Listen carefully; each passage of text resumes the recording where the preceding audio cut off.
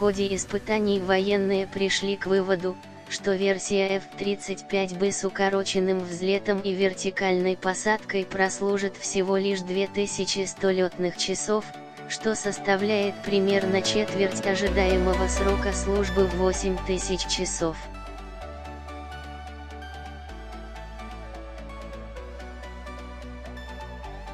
Это означает, что часть самолетов, каждый из которых обошелся в примерно $100 миллионов, спишут уже в 2026 году.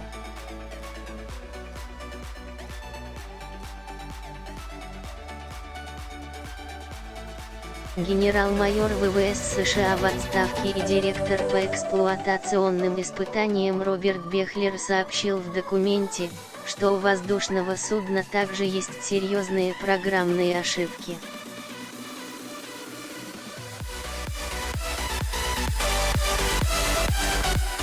Автономная логистическая информационная система, ЭЛИС, разработанная компанией Lockheed Martin и предназначенная для повышения эффективности технического обслуживания и летных операций, все еще не работает должным образом, отметил он.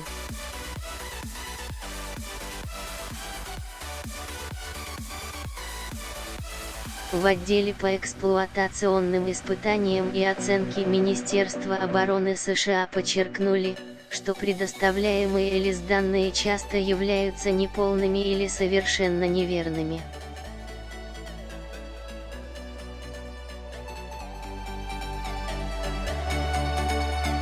Более того, эксперты отметили неудобства в эксплуатации системы, часто автоматизированные функции требуют ручного ввода.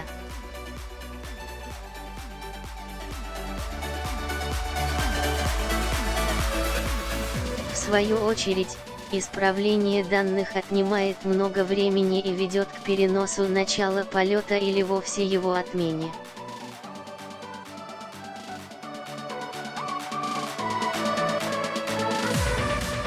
Месяцем ранее американское военное ведомство также приостанавливало полеты самолетов этого типа, чтобы исследовать возможные неполадки после крушения F-35 в Южной Каролине.